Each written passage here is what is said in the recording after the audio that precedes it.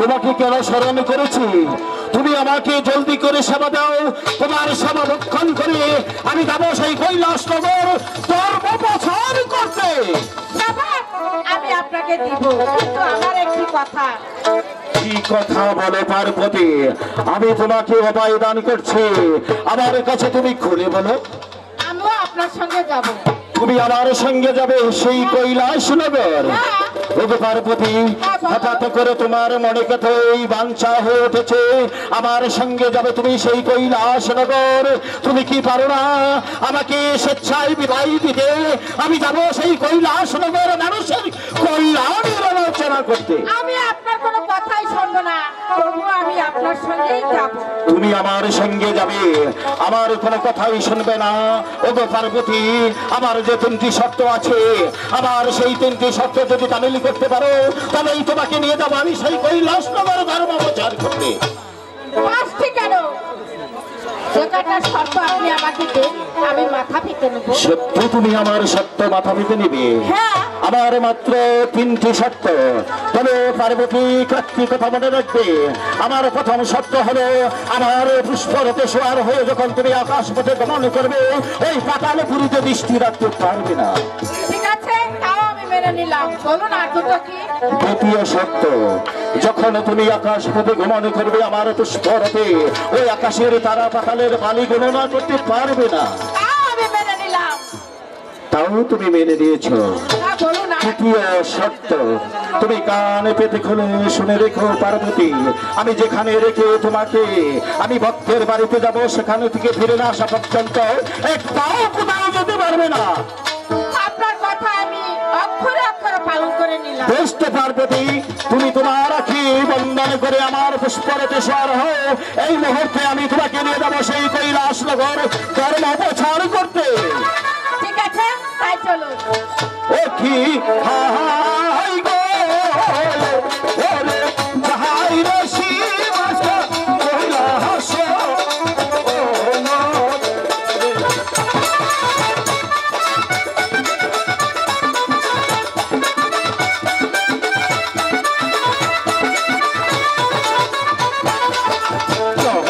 কে জম্বুকে চলে মোর শিব রে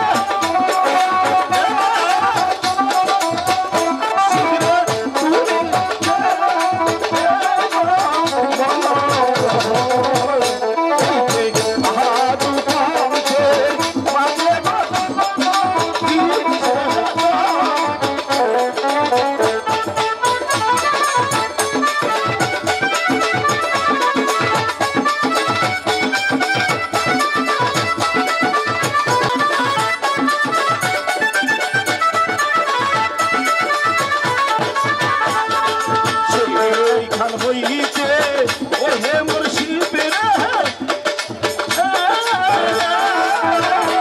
I go সর্বে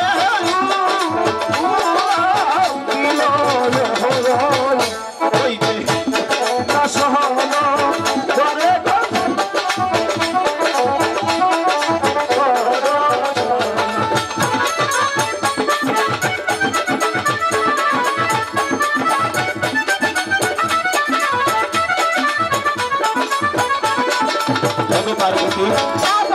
এই তো আমরা সেই কৈলাস নগরে এসে পড়েছি, তাই তো তুমি আমার সাথে ওয়াদা করেছ আমি তোমাকে যেখানে রেখে ভক্তের বাড়িতে যাব, সেখান থেকে ফিরে না আসা পর্যন্ত তুমি একটি পাও কোথাও যেতে পারবে না। তাই তো আমার কথা মতো তুমি এখানেই কিছুক্ষণের জন্য অপেক্ষা ঠিক করবে। আছে, আমি এখানেই থাকবো, কোথাও যাব না। হ্যালো, বলছে আমার প্রভু হয়তো আমাকে ভুলে গেছে, তা না হলে আমি কেন প্রভুর দেখা পাবো না? ওগো প্রভু, মহামণি কই মহামণি বাড়ি আছে? মহামণি প্রভু, মহামণি প্রভু, আমি যে আপনার জন্য পদে পানে চেয়ে আছি প্রভু। মহামণি, আমি এসেছিলাম সেই কৈলাস নগর ধর্ম প্রচারের উদ্দেশ্যে। সেখানে আসা মাত্র আমার শরীরটা বদ্ধ ক্লান্ত হয়ে পড়ে, তাই তো আমি মনে মনে স্থির করি কোথায় গিয়ে কিছুক্ষণের জন্য বিশ্রাম করবো। আমি তোমার বাড়িতে এসেছি, আমাকে কি সাজ্জা করে দাও, আমি যা বিশ্রাম করবো। ওগো প্রভু, আমি যে আপনার জন্য রোজ ফুল সজ্জার সাথে রাখি, আসুন প্রভু, আমি আপনাকে আলিঙ্গনে দেব। বেশ,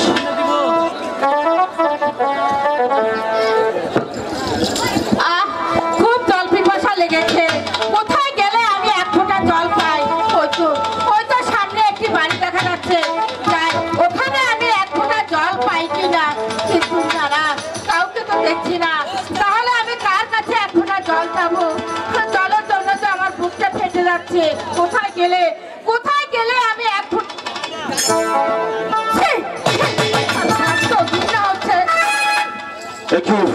একই পার্বতী, তুমি আমার সাথে কথা দিয়েছিলে আমি যেখানে রেখে তোমাকে ভক্তের বাড়িতে যাবো, সেখান থেকে ফিরে না আসা পর্যন্ত তুমি একটি পাও কোথাও যাবে না। আমার কথা বন্ধ করে তুমি কেন এসেছো এখানে? প্রভু, আমি ইচ্ছা করে এখানে আসিনি। কেন? আমার জল পিপাসা লেগেছিল, আমি ভাবছি এই পথ দিয়ে গেলে হয়তো আমি এক ফোঁটা জল পাবো।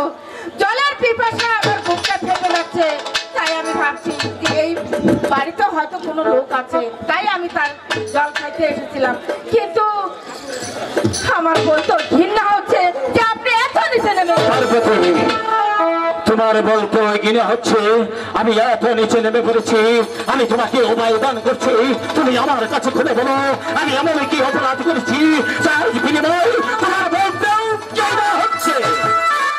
আপনি কি করেছেন তাই আমি বলবো? বলো। ঠিক আছে, তাহলে শুনুন।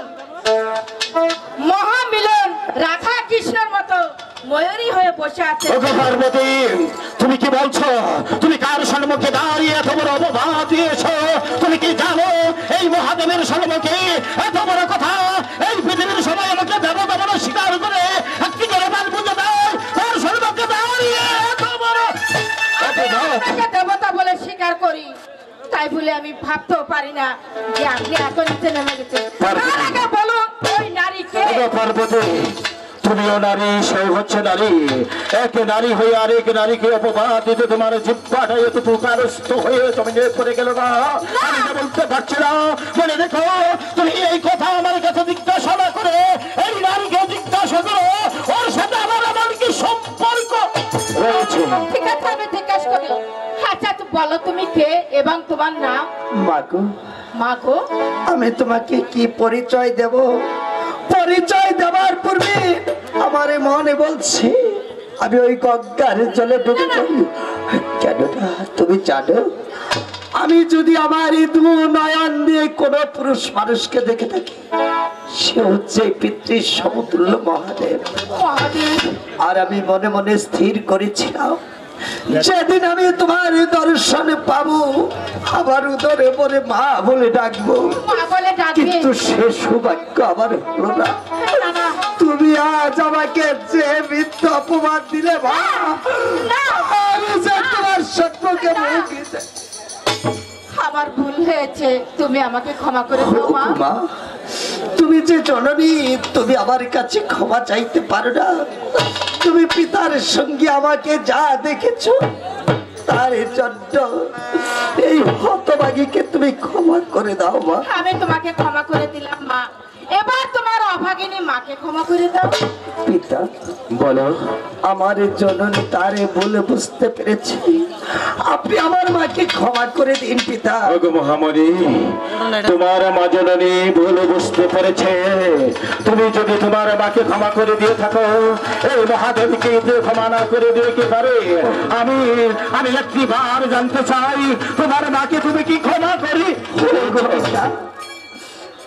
আমার কাছে জননী কোনো ভুল করতে পারি না, তাই তো আমি আমার মাকে ক্ষমা করে দিয়েছি। আপনি মাকে ক্ষমা করে দিন। ওগো হ্যালো হ্যালো, ওগো মহামণি, তুমি তোমার মাকে ক্ষমা করে দিয়েছ। তুমি তো জানো আমি তোমাকে যে আদেশ করেছি, তুমি যাবে সেই ভক্তের তারে তারে এই মহাদেবের কল্যাণের আলোচনারী ভক্তের দিদার দেবে সেই ভক্তের বাড়ি থেকে। তাই তো তোমার এই মহাদেবের কথা যদি তুমি একটিবার জন্য অমান্য করো, মনে রাখবে জীবন ভরে দেব তোমাকে অভিশাপ।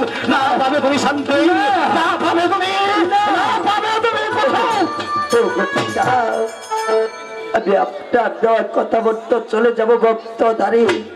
আপনি ঠিকই যেমনি ভাবে ভক্তধারী গিয়ে ধর্ম প্রচার করেন, আমি ঠিকই তেমনি ভাবে গ্রামে গ্রামে গিয়ে সবার মাঝে আপনার ধর্ম বিলীন করে দেব। আমার দাস বাবু, আমি যে তোমাকে ছেড়ে কোথাও যাব না। আমি যত দূরেই যাই না কেন, রনে বলে জলে জঙ্গলে, যেখানেই তুমি আমাকে স্মরণ করবে সেখানেই তুমি আমাকে পাবে। ওগো পিতা, বলো। আমি চলে যাচ্ছি পিতা। বিদায়, বিদায় পিতা, বিদায়, বিদায় মা, বিদায়। বিদায়। ওগো পার্বতী, মা বলে আমাকে ক্ষমা করে দিয়েছে প্রভু, এবার আপনি ক্ষমা করে দিন। ওগো মহামণি যখন তোমাকে ক্ষমা করে দিয়েছে, এই মহাদেব কি ক্ষমা না করে দিয়ে পারে? আর দেরি নয় পার্বতী, তুমি এখানে ওঠো, আমার কি বন্দন করে তুমি আমার পরপেশার হও। আমরা এই জায়গায় অপেক্ষা না করি, এই মুহূর্তে চলে যাবো আমরা সেই পঞ্চপুরের উদ্দেশ্যে। ঠিক আছে, তাই চলুন। ও কি হা হা হাই গো, ওরে হাই গো শিবসা,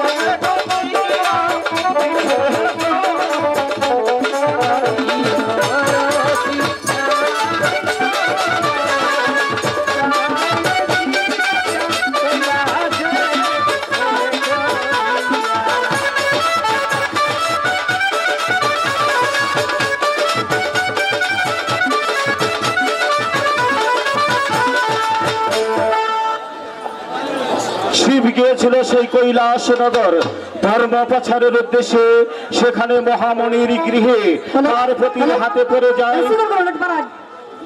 ধরা। সেখান থেকে ফিরে আসে সেই পঞ্চপুরের উদ্দেশ্যে। যখন কমল বিলের মাঝামাঝি এসে পড়ে সেই মহামণির কথা শিবের আবার মনে পড়ে। শিবের এক ফোঁটা আশিক মণি পড়ে যায় সেই কমল বিলের মাঝে।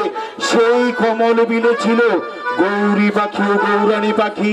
আজ পাখি আর পাখিনি কি বলছে কিছুক্ষণ পর আপনারা উপভোগ করিবেন। এই মুহূর্তে আপনাদের সম্মুখে কিছু